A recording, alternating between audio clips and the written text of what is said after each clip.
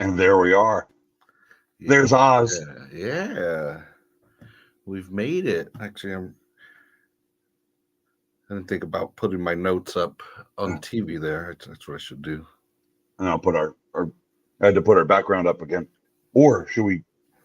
Is this more where we want to be? We want to be home. Look at that! It even centers right there on Instagram. Look at that. That looks great.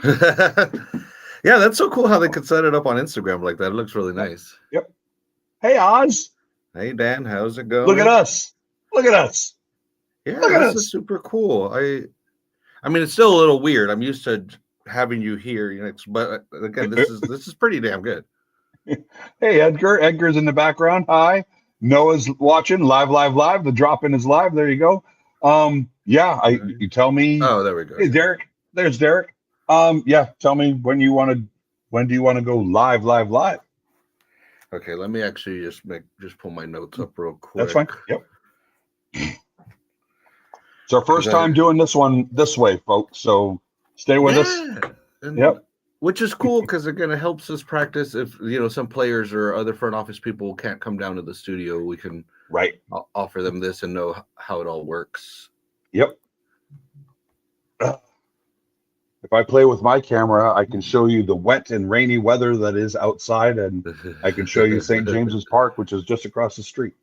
So I can see the sign next to the entrance that says Newcastle United. So can you see Russia from good the house? Good evening, Noah. I started taking flooring up there, so yeah, found some interesting things under the flooring. So I'm not exactly excited there. So, let me go post real quick again. All right, we are ready. All right, there you are. It says you're in. Or did you text me and say you're in? Yeah, that was me a while ago. Oh, all right. So my phone is connected. My Wi-Fi situation has been fluctuating all day today, so I have a feeling it's part of the weather. So, all right. Well, tell me when you want to go. Thank you, Annie. It's crisp and kelp, okay? It's crisp and kelp, not clear and crisp. What's wrong with you, Annie?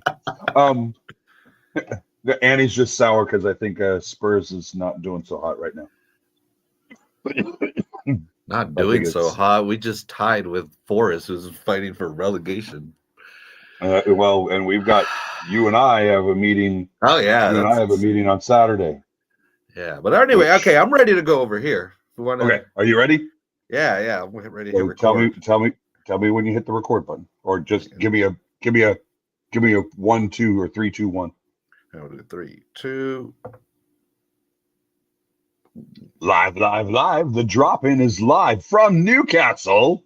Brought to you by Rising Phoenix Tap Room down at 320 Broadway, down in King City, California. There in the 831. Of course, we love representing everybody from the 831, all corners of this large county. And yeah, Hever down there at Rising Phoenix Tap Room at 320 Broadway. Like we say every week, great beers, great little munchables there, and just a cool spot. And especially now that it looks like the weather is behind us, I think it's going to just start warming up now. And now that the season's starting, another place to go watch the Union there. But anyway, yeah, Rising Phoenix Tap Room, 320 Broadway, Hever and Company. Tell them the drop-in sent you. There you go. Yeah, sorry, I am redoing the post that says that we were experiencing some technical difficulties. Now I'm just trying to say we're live, and I'm having to turn off my Wi-Fi and do all that stuff. So yeah, I don't know why it kept saying your webcam is in use. I'm like, yeah, by me, like on StreamYard. Like, but I just restarted. IT, have you tried to turn it on and off again? And sure enough, it fixed it. What do you know? That's all it.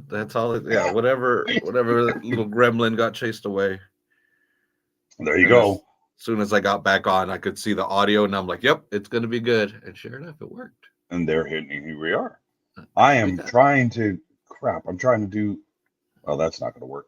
Anyway, well, I'm hoping people are paying attention on on Instagram and see that we are live. But It's anyway, understandable, and especially for people here on the West Coast, so it's the middle of the workday, so I yeah, guess they get a pass. But luckily, it's going to be on YouTube for replay. It's going to be on Spotify, Apple Music, Google, wherever you listen to podcasts. This will be available. Oh, you're yeah, exciting. I mean, it's strange because with the whole labor situation going on, because you want to get as excited, but like there may not be a match on Saturday. Looks like we're yeah, getting closer to it actually happening, but it's kind of weird with that looming over. It's just, because we got Oakland Roots coming in. But so it's been a while, but we've yeah. had several signings since the last time we met. So it was 2 weeks ago? Was it that long ago? I just It really, feels like forever ago, but yeah, yeah. So I really quickly want to go through these new signings. yeah. Uh, well, and actually, Farnsworth number one. As a Futurama fan, I love a dude named Farnsworth because that's just like good news, everybody. Like it's just built in there. It's just built in there. So anyway, I think we had Marco on the week, so I don't know if Farnsworth, if we really mentioned Farnsworth, but if we didn't, I think Farnsworth had just signed just previously for us going live the last time we did a show. it was. So So, yep. and so we have some more. First off, we got Amari Glasgow. Dude, Yeah. are we the most Scottish team in USL Championship now? Like I know the dude's like from Guyana, but Yep. come on, Glasgow. He's got Glasgow right there. Like so. Anyway, Amari Glasgow, 22-year-old forward on loan from Chicago Fire, spent time with both Chicago Fire and Loudoun United last season. So, I'm trying to figure out which cursor to use here. And that's cool. Like we've mentioned before, MLS loves to send its players to USL Championship that are on the cusp, that need those good minutes. The MLS Next Pro sometimes doesn't have as many competitive minutes. So I like that signing to, again, Chicago Fire seems to be high on this guy and wants him to get good minutes. Last year with Loudoun, this year it seems with us, and we need goal scorers. Anyway, next up, Abdel Talabi, 24-year-old defender, first round draft pick in last year's MLS Super Draft by Inter Miami. Not last year's, this year's. Well, this year's, yeah. How does that? Because technically, I guess it was for this season. So how does that work? Or did the Super Draft happen sometime this year? The draft already happened. Oh, hasn't it? It's March. Or did they not? I don't know. I'm a USLer. I don't know. I don't know what those MLSers do, but I'm a USLer. Yeah, no, I think they already did, and I think what that means is they signed the guy or they drafted him and then decided to let him go. I guess that's what and then Inter Miami, obviously they have that vision and aspirations, for something. I don't. That was interesting to me because it wasn't a loan, so he seems to be out of contract at Inter. Hopefully he at least got to meet Messi. That'd be kind of cool. And then you know who else has met Messi? Obi, our kit man. So yeah, Derek is saying that the MLS draft was in December, which that's what I thought. Okay. Okay. Sebastian Leggett. We got to talk about Sebastian Leggett. We are going to talk about Sebastian Leggett. Yes, we will talk about that. Coming up right after that. So next up, I just want to quickly go through these players. Next up, whatever. I'm a little hot on the mixer over there, but no. Next up, we have 22-year-old goalkeeper Kieran Dalton. We got a backup goalkeeper. Goalkeeper, everybody. And he's older than our starter. Yeah, but he's 22. Spent last season with New York Red Bulls 2. Went to college at Rutgers. Top 5 all-time in saves. If you had been to the couple open things that the team has had, you've seen that he's the guy that they would bring in the second half. So that's interesting because the one that I met, the night before I left at the social, the guy who came on in the second half, That was not Kieran Dalton. He said his name was Marco. What? Do So they I don't all know look? where Marco. I don't know where Marco is. I think it's Kieran with a mustache. It could be. I don't Because know. at least versus Oakland, because when I saw the picture of him being signed, he looked familiar. But I don't know. I guess every 22-year-old has scruffy hair nowadays, so they'll kind of look alike. So Justin Timberlake is back. Oh Um, no. but anyway, and Hopefully not dude, the mullet. I am super excited. What is it? Delgado is the starter, right? The 19-year-old Fernando is Delgado. Yep. Fernando Delgado. His and you keep hearing about him with the ball at his feet, him with the ball at his feet, and man, to see him a couple of times, I'm like, that dude can pass really. And again, and to having some speed on the edges, you're starting to see like what this could potentially be. Yep. Not last place in the Western Conference. I'm sorry, USL show and its fans. We Yep. are not a last place in the Western Conference team. Oh, do you remember? Do you remember last year or the year before? Sorry, the year before. In 2024. Remember when we were making fun of Las Vegas? 9 days before the home opener, and Yeah. all they had was like 11 guys. Don't judge a book before its covers, or by its. Don't judge a book by its cover. Damn, Don't judge that a. cheap Guinness is getting to you out there. I am currently having a Northern Monk Transpennine Pale, which is available on LNER on the old train there.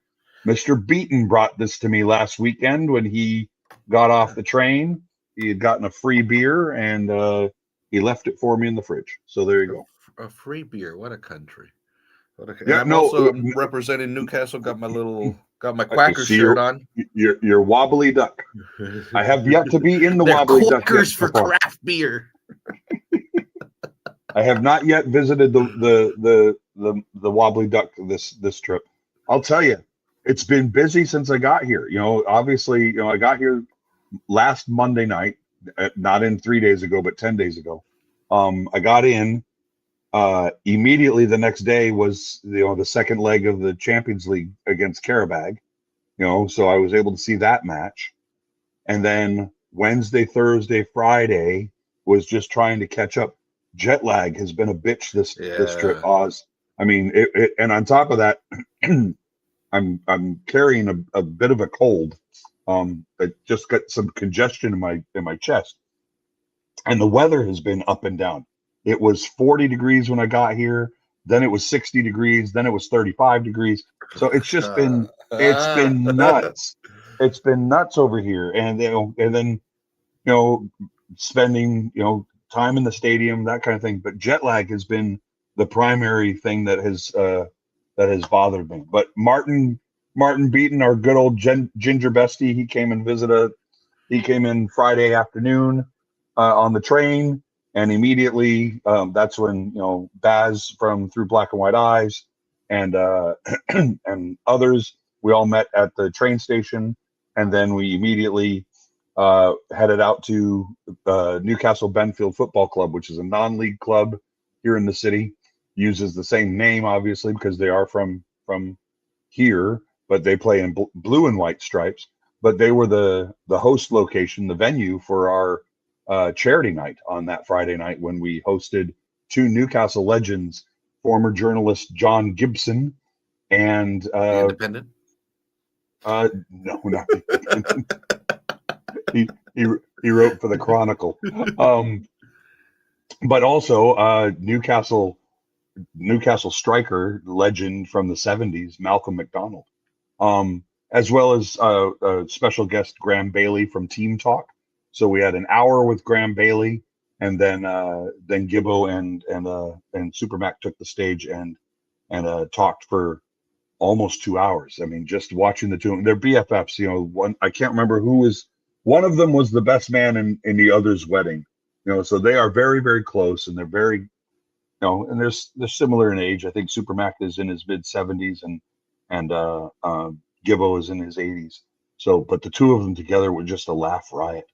And I can imagine the stories that we have. No, I mean, and watching the two of them bounce off each other was just terrific. But we raised 500 pounds each for two charities that night. We had a raffle. I won Oz a 20-pound gift certificate to Greg's, and that's worth its weight in gold right there. So I haven't had a chance to use it yet, but yeah, we had a great night that night, and then the next night, of course, the next afternoon was Newcastle against Everton, and the less said about that game, the better. I don't want to talk about it. Right. We're just going to put that back. And then Martin was there. Martin was with us until Sunday evening, and then he went back to Edinburgh, and then we had the match against Manchester United last night, and I think everybody saw how that one ended. So Yeah, all I can say is da da da da da da da Osula, and leave it like that. But no, I've been trying to keep up with all the Monterey Bay news. there's a lot. Keeping up with all the different social media posts and everything. Yeah, talk to me about the Pachuca match. So first of all, talk to me about the event Friday night at Alvarado Street. Oh, that was fun. Yeah. So Friday night, the Pachuca players showed up, had dinner up on the mezzanine there, and then when they were done with dinner, they would let in 5 or 6 people at a time go up there, mingle, talk, and it was a fun event. It was cool, just this relaxed kind of social thing. A lot of people showed up, a lot of people wearing gear, and yeah, how many Monterey Bay players were there? I mean, I assume players from both teams were there, or was it just Pachuca? It was mostly just Pachuca. Okay. What's his name? There was a dude on crutches, so I'm assuming that was Canetti, right? Because it was Canetti, the one that got the Achilles injury. Yep. And then Facundo Canetti and Delgado was there too. Okay. What a wow! He's a goalkeeper, so they're not really small people. So it's just, but yeah, he does not look like a 19-year-old. So he's not. But neither did Emi Ochoa. Exactly. So, it's that similar thing, and or Cade Cowell. I remember when Cade Cowell was announced, I was like, the heck, the Quakes signed like a 26-year-old Swiss dude or something. And they're like, no, he's a 15-year-old American. Like, what the heck? This is a large human being. It was all neck beard. Yeah. And but yeah, so anyway, it was again a fun event, just super casual. There was front office people there, kind of mingling. Local people here. It was just cool all around, I think, and it did seem to set a good little base for Saturday, because that was a big crowd on Saturday. It was. I heard it was 4,500. I could believe that. Yeah, I was thinking at least 3,000. The end section was hard to find an empty spot in the end section. Our E fantastic. Section there was pretty packed. The S section, again, tickets are a little pricier, but it was still, there wasn't a lot of space either. And what I thought was super cool, it was a total celebration of the sport.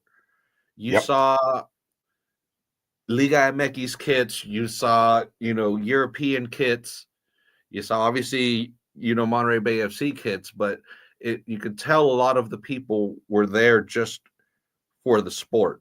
And I thought it was a good showing, because the team won. The team looked really, really good. And but yeah, it's just I don't know. I hope that carries on. It was an atmosphere and an environment that seemed to be missing for a while. I don't know. It was cool. I don't know if it was fully because Pachuca's got that name, or because people are curious to see what this new front office is. I mean, you hear a lot of things going on, but yeah, I don't know. I was. My question is, when does Ivan's gonna finally break and put a second truck or something? And it's understandable. They're so good. You could literally feed two people with that potato. It's that's got to be one of the better food deals in the stadium. It's all local stuff, so it's all really good food. But it's Yep. just that potato is just designed to just walk around and munch on. But it is, yeah. The potato line was an epic one on Saturday.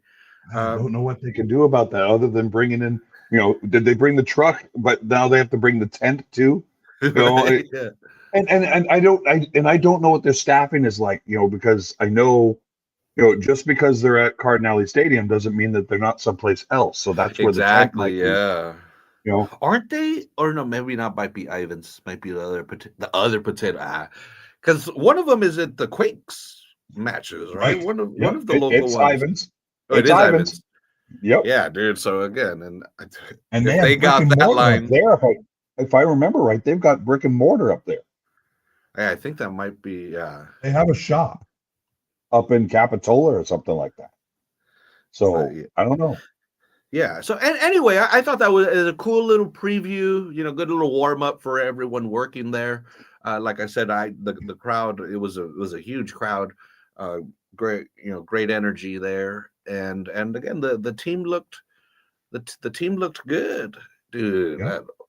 Wesley Leggett. Leggett again, dude. Wesley Leggett and Sebastian Leggett, like that's gonna Yep. throw me off. We got to figure out a unified pronunciation there. Here's the thing. Leggett has 2 G's and 2 T's. Leggett has 2 L's, Yeah, 1 G and 1 T. That's how you keep them. That's how you keep them separated. That's unfair.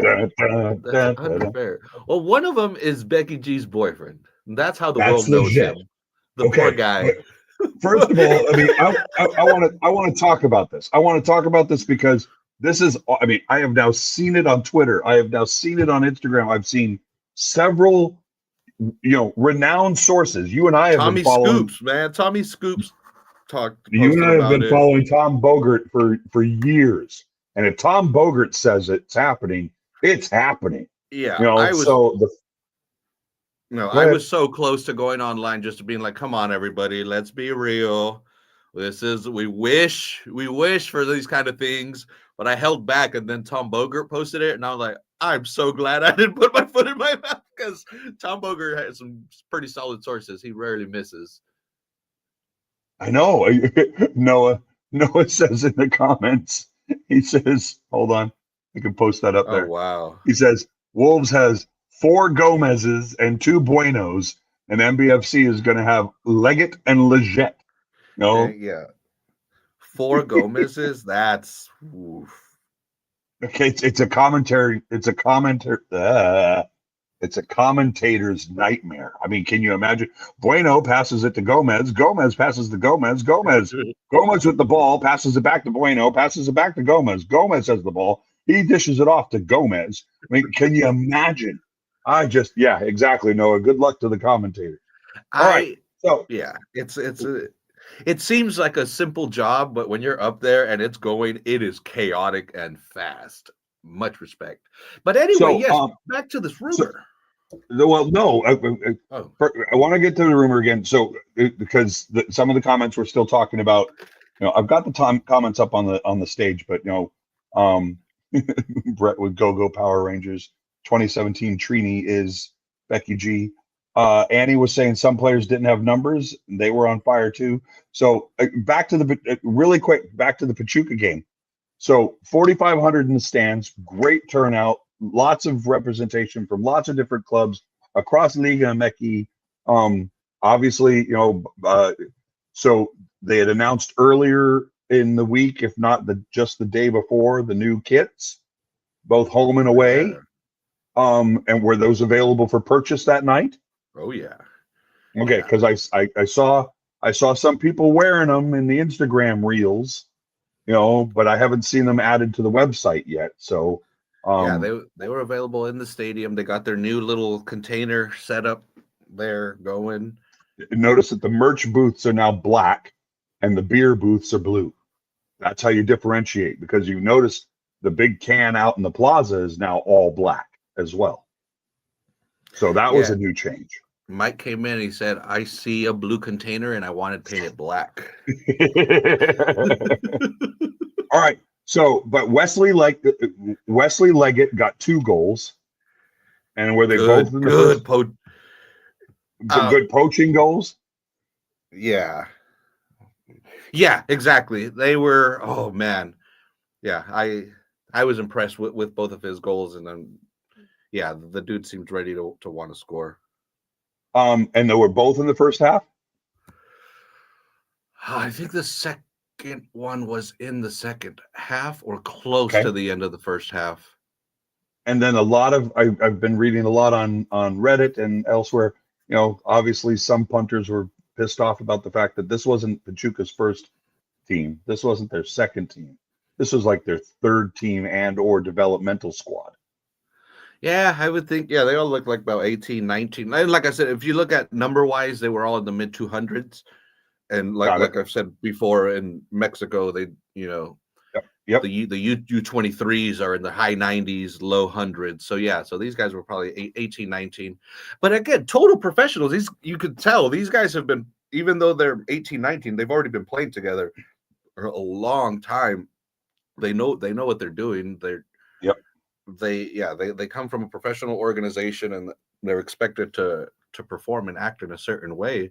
So it'd be easy to say, oh yeah, you know, we were playing, you know, their younger squad, but also this is our squad, MBFC squad, that is completely new in itself as well. A lot of turnover. A lot of these guys don't really know each other, playing against a younger team, but a team that is very comfortable with each other.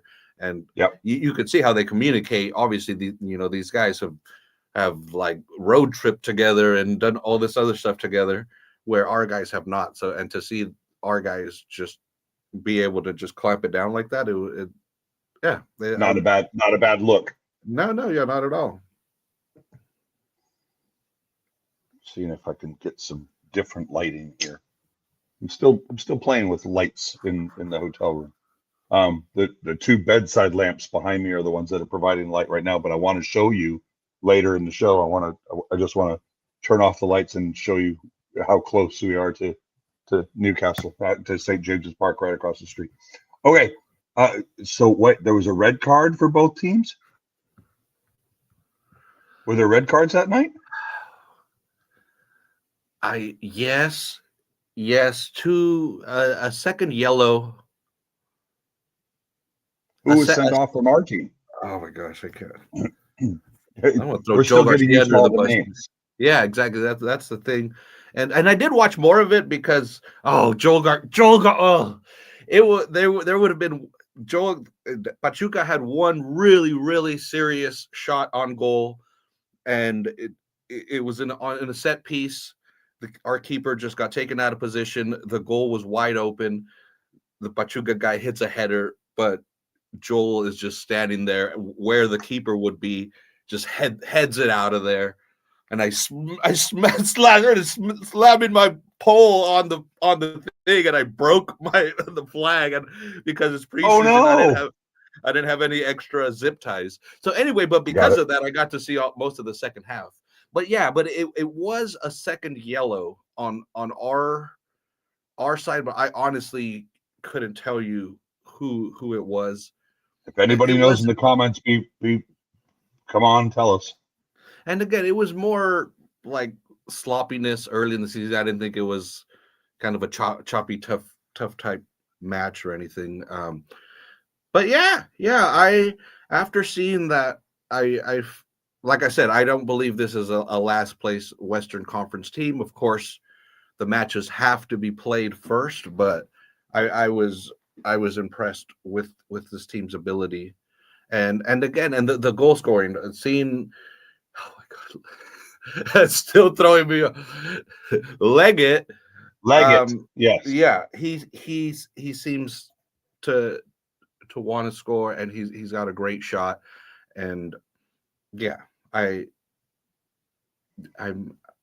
excited, and then like I said, I left there feeling a little more confident of how this team is going to perform.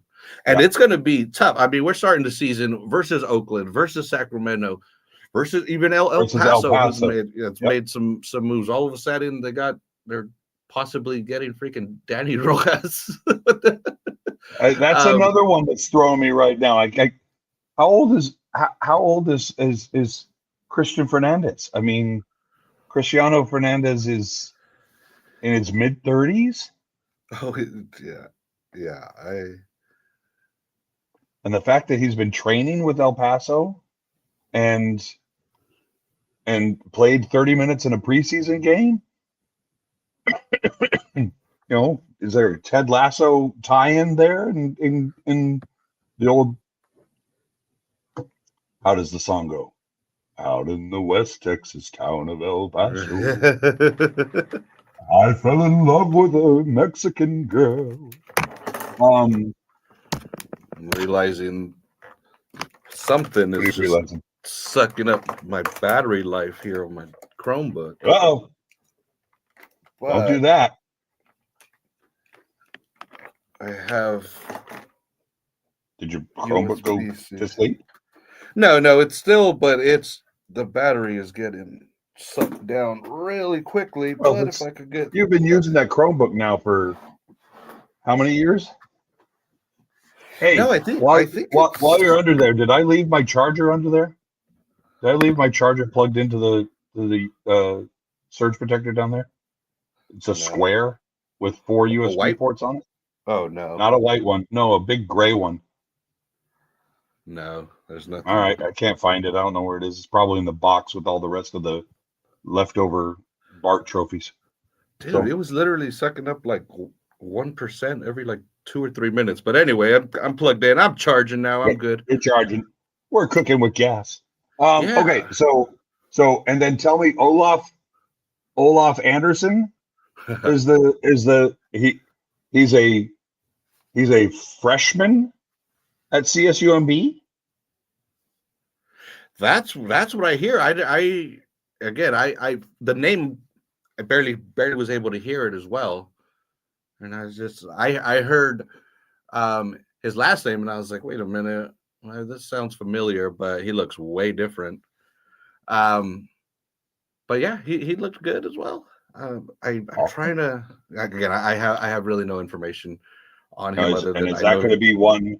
Is that going to be one that's in the what's the word I'm looking for? Is that going to be one that's in the development academy? Is he going to be? Is he under 20? Is he the under 20s? This, that, and the other. Because there's not an MBFC 2, so that's something else. Okay, so that's the end of the Pachuca game, and then so Tom Bogert, and I'm trying to remember who the other correspondent is, or who broke the news that sounds like Sebastian Lletget, former U.S. men's national team midfielder / forward, played at LA Galaxy, most recently played at FC Dallas. I know he's played elsewhere. I think if we go and look at his CV, I think he's played in multiple teams across the MLS. Sebastian, you have to spell that correctly.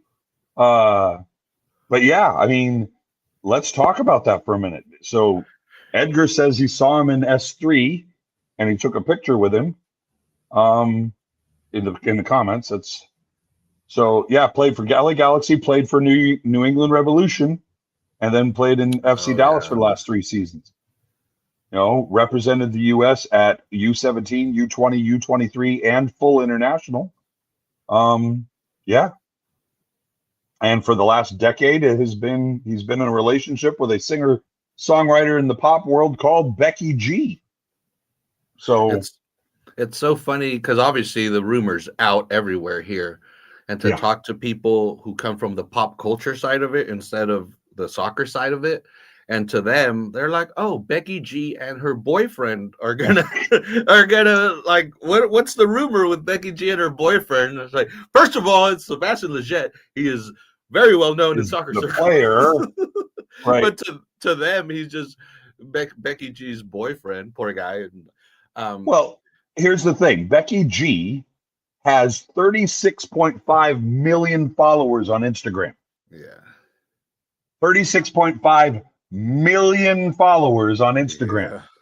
Imagine seeing Becky G in a Monterey Bay FC kit on Instagram. Oh my gosh. The reach is going to be something else. It would be one of the top selling kits in the league. Yep. Yeah, Yeah, her in the What? Not Hercules Gomez. Is it Hercules Gomez who's he's now a broadcaster? Is that right? He was the one that was wearing the Monterey Bay Union baseball jacket. Mm-hmm. Yeah. So yeah, there'll be one to wear the MBFC kit. I think Taylor Twellman will be wearing an MBFC kit next.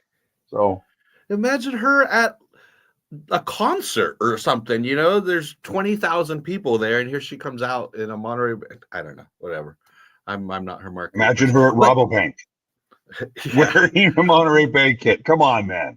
Well, and we say this because again, the full rumor is that not only is Sebastian going to join as a player, he's going to join as a player owner. So he's going to be part of the ownership group.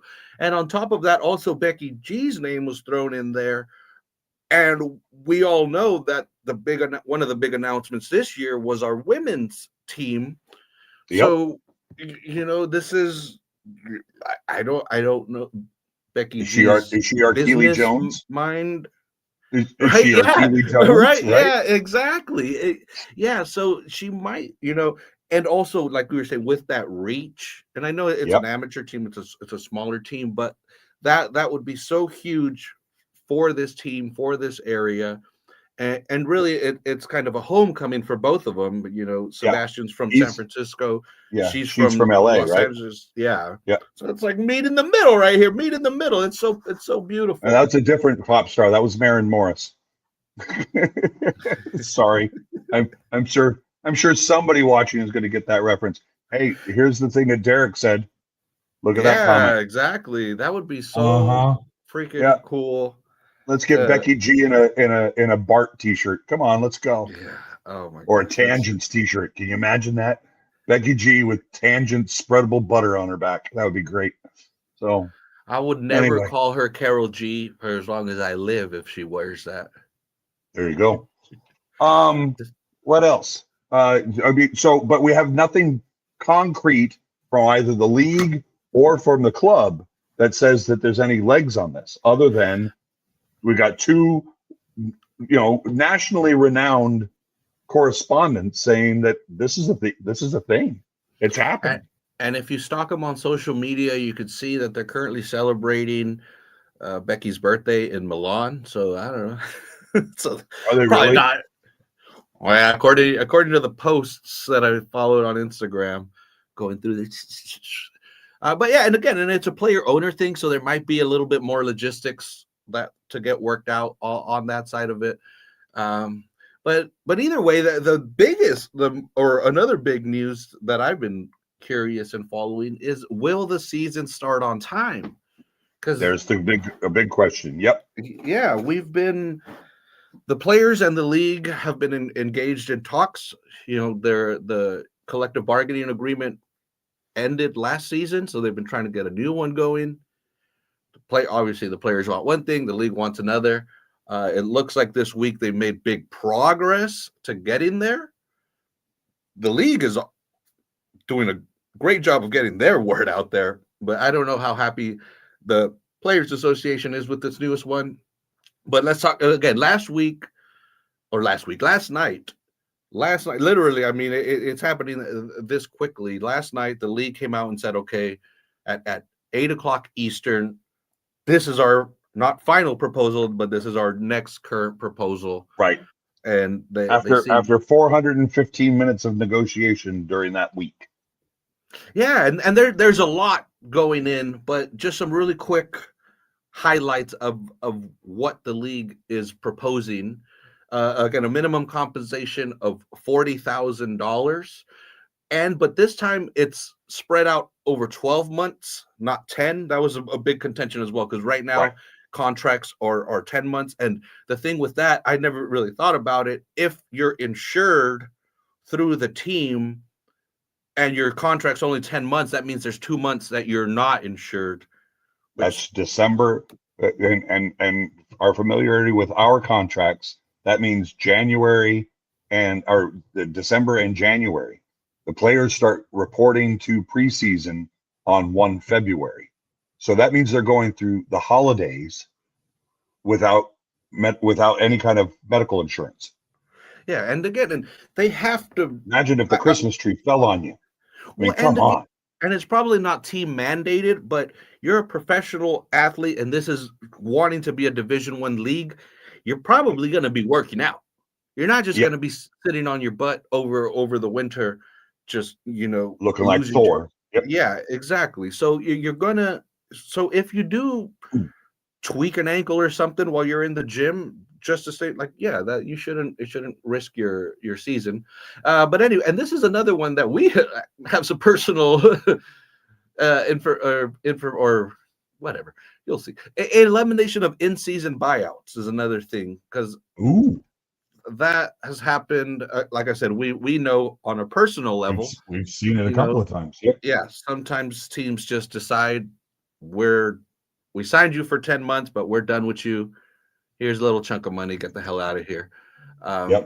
And so the league is proposing to eliminate that. If you're signed for a year, you get paid your full year. And then also bonuses for player awards and championship teams. That's interesting. Apparently, I guess they didn't have that. So yeah, so you would get bonuses if you win, Golden Boot, Player of the Year, whatever, MVP, whatever. Yep, all that you would come with. Yeah, and then the pay rates for promotional and commercial appearances. They established a set number there. Of course, this is what the league says. The USO Players Association didn't have a response to this specific proposal. This one came out yesterday at 8:00 Eastern, and I've been refreshing. There has been no other update. But if you go on the USLPA's social media and see what they're asking for, a lot of this seems to be what they wanted. It looks like the biggest thing the one thing I didn't see anything on the league's press release was the insurance, the whole insurance thing. And I believe that's the big sticking point right now, is what kind of insurance will the teams be essentially forced to offer? Right. Because the league is saying, at the moment there is no guarantee that the team will offer you insurance, but 90% of the teams do, or something like that's their spin on it or something. But the players are saying no. Brett says, wasn't it they get two buyouts a year or 3 buyouts over 2 years? In Major League Soccer, they have the ability to buy out a player's contract, 2 players' contracts during the season. Hey, I wonder if Moby Fair would be a good person to talk to us about. I don't know. Was it right? Because he was the one that. Who was? I'm already blanking. They're gone for 6 months. I already forget him. But he was the one that was thinking of going to Miami, right? Because it was Arun. Arun is the agent. Correct. Maybe he would be a cool person to talk to. Like, well, he's busy during preseason getting ready to play for Brooklyn. So I have a feeling the one we should be talking to is the one and only Chase Boone. Yeah, I'm curious. I'm super curious. Well, let's reach out to Chase and see if he wants to come on the show and we can talk about it. Yeah, because like I said, I of course I fully support the players, and they give up a lot to come represent our areas. And oh my God, it's almost like chickens or cows. One of the requirements is 100 square feet of livable space, not including bathrooms. 100 square feet. That's 10 by 10 feet. That is all there. That is well. So no, but what that means is that you can't be in a position where they're putting 4 guys in a 2-bedroom apartment. Yeah. No, exactly. And it's just we've the heard wording that. We've seen that.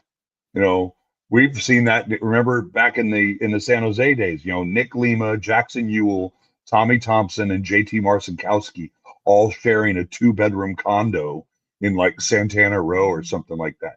I mean, that means you've got guys who are making, and I know it's Major League Soccer, but I mean, you got guys who are making $100,000 a year who are bunking up with each other because they can't afford something elsewhere. Now, at the same time, there's 4 single guys staying in a 2-bedroom condo in Santana Row. That's a choice. I'm sorry, guys. Yeah. I mean, you got to look cool. You're a professional athlete. But no, So, like I've said before, one of my favorite stories, not favorite because it's kind of messed up, but just knowing a player living in another player's closet because of how different their financial situations were. Yep. Edgar is asking in the comments, what do we qualify the signings so far, and how many signings do we expect? And they were roommates. Yeah. They're First very of all, close, lifelong friends, and that's exactly. it. I would say this: the players that we've signed thus far have been new to the league. A lot of them. I think the only ones that we've had with experience in the league are obviously the ones that were held over from last season.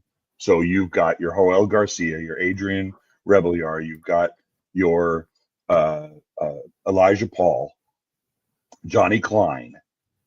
Those guys have familiarity with the league. We signed Nick Ross from Sacramento, so there's another guy with experience in the league.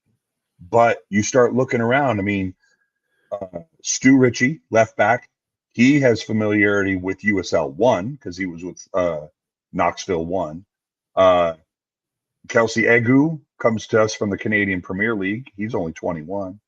Farnsworth has some expertise, if I remember right. I think at MLS Next Pro. Nico Gordon, sorry, another holdover. Both Georgie and Luca, the Montenegrin and the Georgian and Montenegrin, respectfully, they're both new to the league. Belmar Joseph from Haiti, also new to the league. Wesley Leggett, wasn't he with? He wasn't with Loudon. Where was he last season? Was it Dallas? Was the Dallas too? No, that was Tarek. That was Derek. That was Tarek Scott. No, Leggett, wasn't he with Real Salt Lake as well? Wasn't it RSL or something like that? I don't know. But I mean, so to answer Edgar's question, I will say that this is an all new roster. This is a bunch of guys that our brain trust within the club have seen fit to bring in. I haven't gotten to see them play. I saw them briefly play against Oakland, but it was kind of a, that was kind of a kickabout. Thanks, Noah. I thought he was with Loudon as well. So then that makes the Amari Glasgow signing even more astute, because then you've got Wesley and Amari who have played together at Loudon last year. And then, the Loudon coach is now the former Loudon coach is now the head coach at Oakland Roots. Yeah. So, there's some familiarity. So no, I've been impressed with them so far. You can't put any credence into preseason matches. It's all about getting minutes and legs and getting, knocking the rust off of your off season, that kind of stuff. So the proof is going to be when we take the field on March 7th, provided that the players don't go on strike before that. I would say all signs point to good, and that we'll actually have a home opener on Saturday. But I think so. We don't know for sure. I don't know how season ticket sales are going, or ticket sales for that March 7th home opener. I'm excited to see 7 p.m. kickoff for you is going to be 3 a.m. for me on Sunday morning. So I don't know if, and of course, I will have just gotten to bed after watching our two teams play in the FA Cup. Yeah. 5th round. So I don't know how jazzed I'm going to be about staying up to watch that match. But all right, hey, I'll be right back. Go ahead and talk amongst yourselves or whatever. I was on an hour-long podcast before this one, so give me just a second. You can handle it. I'll be back. Yeah. Well, I'm really excited about Belmar Joseph. Belmar Joseph, again, Haiti has an opportunity in the World Cup. So he's going to have his mind of like, okay, if I can perform, I can make it to this World Cup team. And he has this perfect opportunity. We struggled with goal scoring. We struggled scoring goals last season. I think, having Jordan as our manager, our defense is pretty stout. We've had luck with goalkeepers. And our defense has been pretty good, but the goal scored, we had all this potential. We've had potential, but it just hasn't turned into the ball into the net. And I believe, or I hope, that Belmar Joseph, with his abilities and with the motivation of potentially representing his country in World Cup, can really, really help him blossom and grow. And so, yeah, so I look forward to that. I really, a lot of the signings are exciting and have potential, but for me, that's the one that I've kind of keyed in on. And dude, and Delgado, I'm telling you, Delgado with his ball on the foot, somebody who's watched Ederson for all those years, it's so neat to be able to have a goalie that's comfortable with the ball at his feet. It can kind of relax the game sometimes, and then also with such speedsters that we have on the edge, he can find those passes, and yeah, we could really put some pressure on these defenses. But anyway, let's talk a little bit about this weekend, because like Dan was saying, where all signs point to there will be a match this Saturday. And so I'm assuming that there will be a match this Saturday. So I'm going to go with there will be a match on Saturday. So yeah, let's talk about Saturday's match versus Oakland. So one thing I did notice looking at the roster, we do have one kid, or we have one player who was signed, but I see neither here, hide nor hair of him on the roster slot, and that's Youssou N'Deye, the 17-year-old from Senegal. He was at the social. We saw him play against Oakland. He was at the social. I talked to him on the pitch, but he's not listed in the roster. Is it because he's 17? Is it because they're still working out some paperwork for him? You'll remember when we signed Xavi Nalati, he was already 18. So not a big deal there. But I'm wondering why is there a reason why we don't have him listed on the roster? But that's an interesting one as well. And again, big tall kid, 6'2". So I'm excited that we've got Wesley, Amari, Elijah Paul, and Youssou all up front. We've got 4 strikers right there. There were times last year where we were struggling to name one in the starting 11. And that's what I was saying when you walked out there. Yeah, again, Belmar Joseph potentially being able to represent Haiti for the World Cup this year. I think that might give them a little extra motivation of like, hey, if I could put these goals in. And and again, I don't know logistically how the World Cup's going to go. The world is all I know. I don't know about all that. All I know is football and what should happen. But anyway, I think that's a really unique opportunity to represent your country in that tournament. 100%. And again, now we have a front office that seems to have a bigger connection, so if you're doing well, they can pick up the phone and make some phone calls. So I have to go over and look at our live on Instagram real quick, because Angel says he's making hilarious comments over there. So he's like, man, I don't want these to go to waste. He's all alone by himself over there. I'm trying to get there. My internet here in the hotel is giving me the bots, so we'll see how that goes. But yeah, I'm trying to go look at our SD card, our live. Say again. I was like, your gift gaff SIM card is giving you problems. There you go. All right. Yeah. Paul is watching as well. Hello, Paul, out there. And yeah, of course, because yeah, Angel, you're making great comments over on Instagram, but because I just joined it, I can't see them. So thank you for making See the it, hilarious comments, my friend. and that's why we switched. Part of the reason why we switched over to YouTube because of that. You know, if someone logs in right now, they're just They're non-existent. SOL. Yep. All right. So looking forward to Saturday, home opener against our old friends, the Oakland Roots. Oakland Roots. I saw that you guys are publicizing a tailgate over Yeah. is it the Stillwell Center parking lot over in the state park? Yeah, it's the little parking lot there. There's a little chunk with a bench, and they were like, "Yeah, cool. Just stay.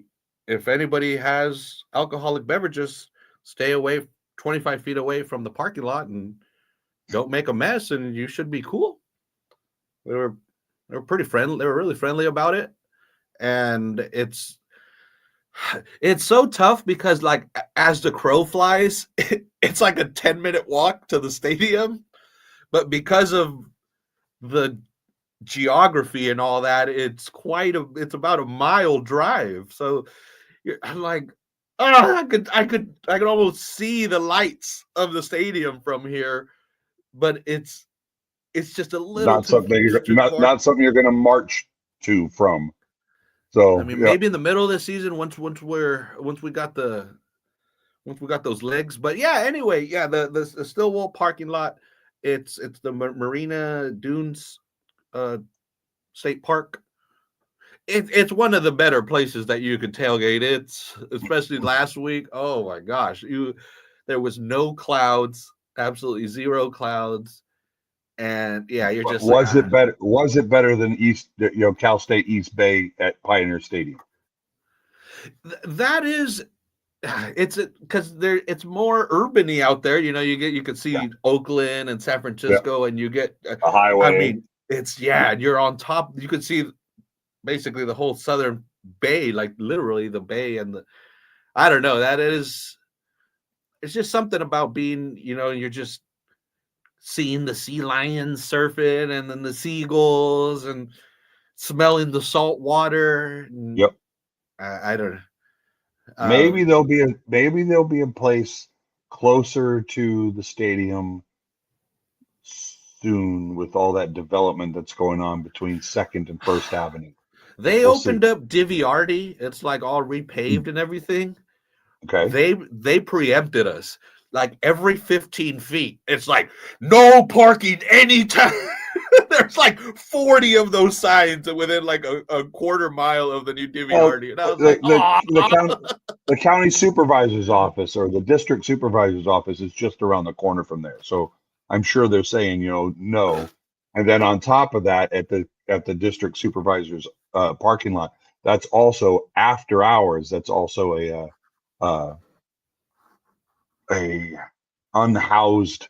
safe unhoused parking lot for for van lifers. So I think it's one of those. Yes, it's unfortunate to be preempted that way, but it is what it is. So my cynical ass thought they did it for us. Like they hate us. They hate all 700 of us. You remember at the edge of the parking lot, the prepaid parking lot, close to the CSUMB soccer complex. If you're exiting that parking lot onto 2nd Avenue, there's basically like an oversized fence on the other side of that non-intersection, but on the other side of that leads into the woods. And for a long time there's been talk that CSUMB was going to put a welcome center there or something like that, but it's not on CSUMB's campus. Their campus ends at 2nd Avenue. So everything that happens on the other side of 2nd Avenue, between 2nd and 1st Avenue, I wonder, is there a possibility that they could turn that little chunk of something into a parking lot, that's not affiliated with the club, that's not affiliated with the college. It's just a parking lot. Yeah. And then you can tailgate on that side because it's not on campus anymore. So wow. It's interesting. Then you could just march across the parking lot. That'd be all good. But The tailgate that you guys have planned, that's for not only it's being hosted as a cooperative between, or a collaboration between, the Oakland SGs and the Monterey Bay SGs. Getting together with Los Roots and with Homegrown Hooligans and all those folks, all of our friends up in Oakland that we always look forward to seeing. So that's a good idea. That's fun. I think Oakland's going to have a new look this year, with different players. Our old friends Kai Green and Maury Donor are no longer with the club. Cam Riley, who went there, is no longer from Oakland. From San Diego. He went up to Oakland. He has since retired at the end of last season, so he's not there anymore. So it's a new look Oakland. It's a new look Monterey Bay. It's going to be an interesting game on Saturday. Maybe I'll come right back to the hotel after the game. I'll take a nap and I'll get up and watch it on the computer. Yeah. Again, Oakland, new sporting director Jordan Farrell out, Benny Feilhaber out. They bring in Ryan Martin from Loudoun United, and he took his best players and brought them over. He brought over Keegan Tinney, midfielder Tommy McCabe, and forward Florian Velo. Does Keegan Tinney have a familiar name to you? I mean, other than Keegan. Well, he was a San Jose Earthquake super draft select. Really? Oh no, and then he was. I think he stayed with the team that he was with the club that season, and then they left, and then they waived him. So he's also a Californian, so he's excited to be home. Keegan Tierney. Keegan. I have Tingey on here. Tingey. Tingey. Yep. Did I copy I'm paste? I'm making. And then they're also returning Peter Wilson, who was the Golden Boot winner last year. Right. He only scored 11 goals in the final 8 matches of the season. So this is, I like it. It's at home, but it's going to be a early season test. You're playing a rival. We've mentioned it before. When these two teams play, it just seems like everybody is a little bit better, plays a little bit harder, and it's what a way to start the season. Oh yeah, told you. Yeah. No, yeah, that does not ring any bells for me at all. And he's only 25. I mean, he's from Fresno. But yeah, he was drafted by the Earthquakes in, hold on, I want to say, holy crap. San Jose Earthquakes. He was drafted by the Earthquakes in 2023. But from 2016 to 2019, he played for the San Jose Earthquakes Academy. Yeah, so, and homecoming for him as well. And there's something different when you can play in front of family. Made 66 appearances for the Stanford Cardinal. Oh, look at what Angel just said. And USLPA just posted things. What the heck? I got it. What's going on? Yeah, let me go look. I'll go look. USLPA. Yeah, let's go look at that. You think they posted on X? What did they say? Oh, no, breaking news. Let's do that. Come on. They literally put a subheading on the USL website. That's how important this is. Like if you go there, it says labor update up top. March 5th, 2026. Here it goes. USLPA statement on USL HQ's union busting tactics. Wow. If you want, I can hold on, Oz. I'm going to do something. I'm going to do something that I have not yet done. Give me a second. Hold on. This is going to be fun. I'm going to pull up something. I'm going to make it a piece of media that we can use. Yeah, the Oakland games are always chippy. They're always fun, no matter where they are on the table there. Give me a more. Okay. Add file. Yeah. I want to show you. I want to show you this. This is gonna be exciting. Yeah, that does not sound like a union that is ready to start the season in a couple of days. Yeah, this is not a good look. Come on, I just saw it.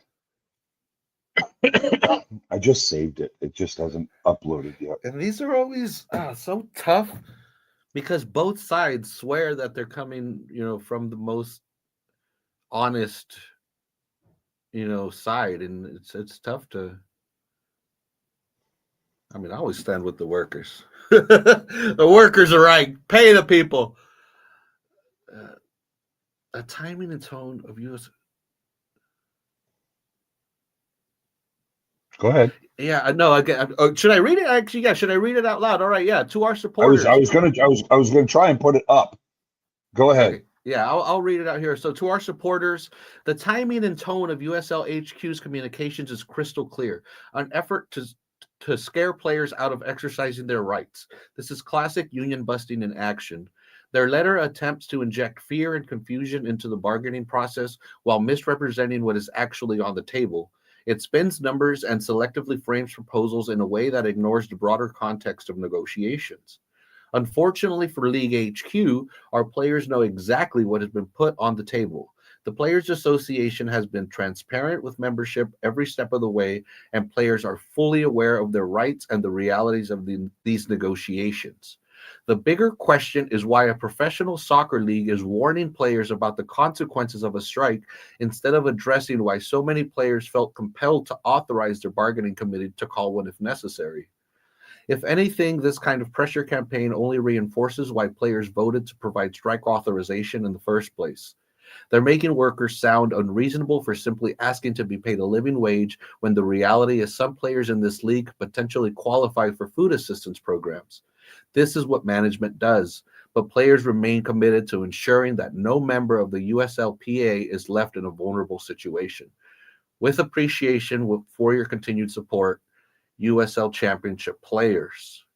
The tough thing about this is obviously it seems like some kind of letter was sent privately to the players or something. I don't know the letter that they're referring to.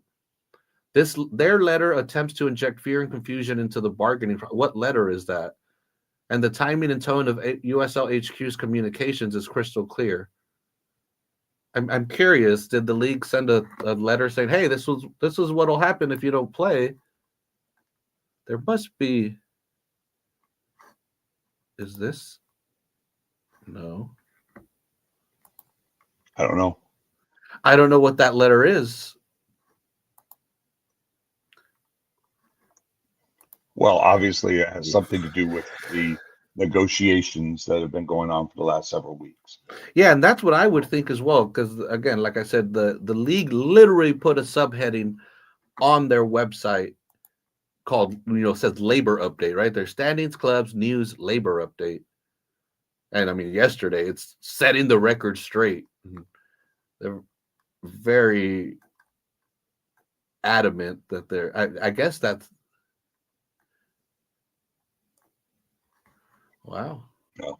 Well, I don't know. This is all happening live, right in front of our faces, folks. So I'm sorry I know this isn't the best podcast material, but it's just it's happening. So I guess tomorrow, which is only a couple hours away for me, but that's 24 hours from now, I would suspect that we will see some kind of announcement from USL saying, what the status is. I would think the USL Players Association is probably the one who's going to make the most or make the first move, because they have voted to authorize a strike. So yeah, in the event that that things are not looking rosy, there's every possibility that they'll just go. So. Yeah, and I also it is close that if there is some kind of strike, I wouldn't expect it to last more than a couple weeks. That's someone that doesn't know anything about business or what's going on over there. But I just the fact that you have the World Cup coming, you have all this momentum with the league, with the start of the season. I just don't see how this would be good for the league to try to. And I've said it before on the show, like the league on one end is trying to start this USL Premier, like trying to compete with MLS, yet this is this is of 100 square feet of livable space is a point of contention on the contract negotiations. I don't see how the league is trying to do both things. Yeah. But I get it. The whole soccer world has its eyes on this country now. And then what is it? Yeah. 2 years, the Olympics are coming as well. So Yep. that's also a big U23 soccer tournament. So Yep. I get it. Everybody from the players to the business to the leagues all want the best light on their prospective organizations there. So it's I don't know. And all we want to do is wave flags, drink beer, and cheer our boys on, you know. And Well, actually, boys, that's right. our team, now we have a ladies team. So our team on, and well, I guess it really wouldn't affect the women's team. They're not part of the union there, but yeah, exactly. They will be. They're a member of the USL. No, it's WSL, isn't it? Yeah, they're amateur, I guess. NCAA is or whatever. No, anyway, like I said, how are they trying to make a Division One league when they're acting like a Division One? They're asking you. That's the bone of contention there, Noah. Yeah, that's my dude. I don't know. It's tough because again, I am a supporter of this league. I love the structure. I love the cities that it's. Monterey County would never have an MLS team. Like the fact, so I appreciate the league for what it is, but also at the same time, like being a top flight division, it takes MLS took, what are we, 30 years in, and they're barely, finding their footing there. And so much of it relies on one Argentinian dude. And right.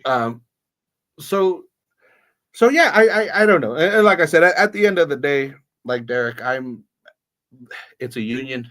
I'm not here saying every union. I mean, but it's workers looking out for other workers. You'll be hard pressed for me to take the side of the corporation or the league. So you can say this: The Guardian in the UK, which is right here. Thank you, Brett, for posting this for me. The Guardian says USL emails players about union resignation procedures as strike looms. The email include what? No, that's just shocking. Email includes FAQ on crossing picket line. Active player calls letter, quote, a bunch of bullshit. USL declines to comment. Here, I'll read the story to you. Are you ready? Yeah. On Wednesday night, the United Soccer League emailed every player contracted in the second division championship with information about the procedures for crossing a potential picket line and resigning their membership in the USL Players Association. Multiple sources have confirmed to The Guardian. USL, which runs the second division championship and the third division League One as its professional U.S. men's leagues, have been locked in labor talks with championship players for more than a year, with tensions recently spilling into the public. The previous agreement between the league and the USLPA expired on 31 December 2025. Late last week, the USLPA membership voted to authorize a call to strike if a new agreement couldn't be reached before the 2026 season, scheduled to kick off tomorrow on the 6th of March. I'm trying to remember who has the first game. Isn't it Louisville? Match. It's Louisville versus Lexington. Oh yeah, it's a big one. So, recent talks have seen the sides include a mediator from the Federal Mediation and Conciliation Service, with another round of negotiations held on Wednesday. The league also posted a public update to its website on Wednesday, initially publishing at 11 a.m. Eastern Time, with a subtitle of "Setting the Record Straight." and posting an update after, quote, several hours of bargaining today, March 4th, at 8 p.m. Eastern Time. The email to players landed in their inbox simultaneously with the latter update. The letter sent to the players included a PDF file on USL Championship branded letterhead addressed to, quote, all USL Championship players and from USL Championship clubs and USL headquarters. In it, the league office said it is, quote, disappointed to learn that the USLPA nonetheless decided to exercise your right to authorize a strike, end quote, following a specific offer tendered on 24 February 2026. While that is disappointing, we want to provide you with the following information regarding your rights and obligations during a strike. And then I have pictures of the PDF. I have the PDF. It's 3 pages. Oh my goodness.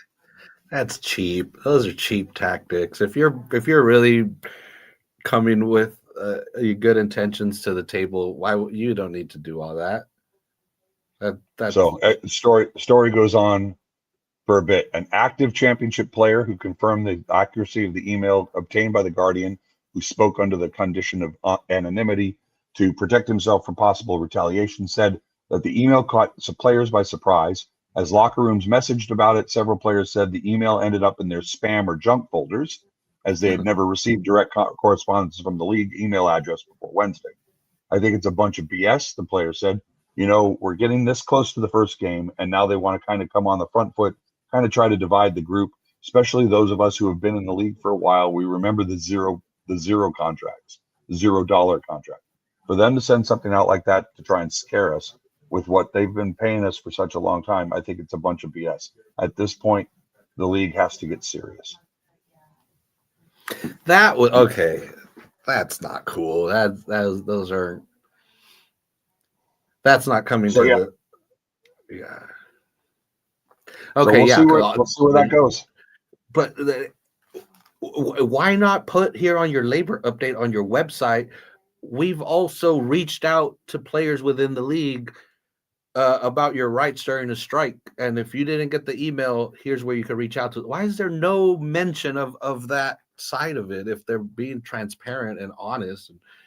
And then I don't know. Whatever. Well, then I was gonna say, and then they do it at 5:00 Pacific, but that's probably when they gave up for the day. Thanks, Angel. Best drop in ever. I like that. Well, let's see what happens. Obviously tomorrow, and I don't remember what kickoff is. I think it's 7:00 Eastern time. So that'll be 5:00 your time, which is midnight my time. So, we'll see. Cracks open a beer. Right? Yeah. It's going to be an interesting 48 hours in USL Championship. Yep. So, yeah, I'll be watching for updates.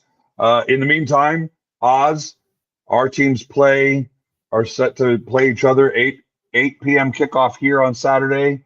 That's a noon kickoff on Saturday for you in the 5th round of the FA Cup. Should be an interesting game. We're going to be buoyed, obviously, by beating with 10 men, beating Manchester United, a team that was on a 10-game unbeaten streak. When Tonali's on fire, it's kind of hard to stop that dude. I'll tell you what, the best guy on the pitch last night was Joe Linton. Joe Linton was playing like two guys possessed. So, but yeah, letting the bull in the china shop known as Will Asula loose, and then Trippier just sent the ball up the touchline. Asula caught up with it, kept it in bounds, looked like he was going to trip over his feet and fall on the ball, but instead got, stumbled, got control of the ball, a couple of quick step overs, and unleashes a left foot curling volley, or curling shot that just it was nice. That's what the guys at the Blackjack said. But no. And you guys tied this last weekend 2-2 on Wednesday. Forest? Wednesday. So yeah, it should make for an interesting night. I did try to get tickets today to the first round round of 16 match against Barcelona, but I got in the queue and there were like 100,000 people ahead of me in the queue. So The only tickets still available are in the hospitality zones, and the cheapest of which is £436 per ticket. Dang. That's over $500 a ticket, dude. I'm just No. not for me. So, but because it's a Champions League match, there are no blackouts, which means I should be able to go just to the bar that's attached to the hotel. I could go across the street to the Stack and watch. You're like, I'll make my own blackout. Well, exactly. So, so 8 o'clock kickoff should be an electric atmosphere in town. It'll be funny because it'll be the first time that I've been in town for a home match, but didn't have a ticket. So it'll be interesting. We'll figure that out. I did want to quickly say thank you. What does Noah says? I have a very favorable last 8 matches or something. I think Wolves, Noah, quite frankly, they're relishing the idea of playing spoiler now for everybody. The fact that they beat Liverpool the other night, wow, just wow. That's all I got to say. I do really want to thank you again to Heather and everybody down at Rising Phoenix in King City, but we would be remiss if we didn't mention our merch. Thanks to Derek White and Derek's Designs. Again, derek's-designs.com/collections/the-drop-in. There it is on the screen. You can find us there. Noah, thank you for posting a picture with your newly received drop-in for the 831 scarf. Good looking scarf. Always a pleasure to see all the stuff going on. I know that it arrived after I left, but I believe I have a drop-in tangent shirt at home waiting for me when I get home. That'll be exciting. I did provide my co-host here for Through Black and White Eyes, Barry Thomas. I gave him his drop-in t-shirt. He chose tropical blue. He did not choose sand. He said, I want blue. So I have not yet worn my Monterey Bay away kit that I bought before I left, simply because Man City is on Saturday. I don't want anybody getting confused that I'm wearing a Man City shirt. Not going to be doing that in town. Received lots of positive feedback on the beard last night, again, because it was boasting black and white stripes. Every match day I've painted this beard black and white stripes. So nice. What else? Nothing. It's pouring down rain right now. I wanted to take the camera off the tripod and show you the stadium, but you can't even see out my window right now. It's covered in water droplets, kind of like when a whale breaches and splashes all over your camera. We got that live. So, yeah, exactly. Wait, we got more comments. Hold on. Scarf is a beauty. Thank you very much, sir. And then there's also a direct link to it from the homepage. So there you are. Yeah, go check Thank you, Derek. Yes, from the YouTube channel, there's a direct link to the merch right there from our channel, from the front page.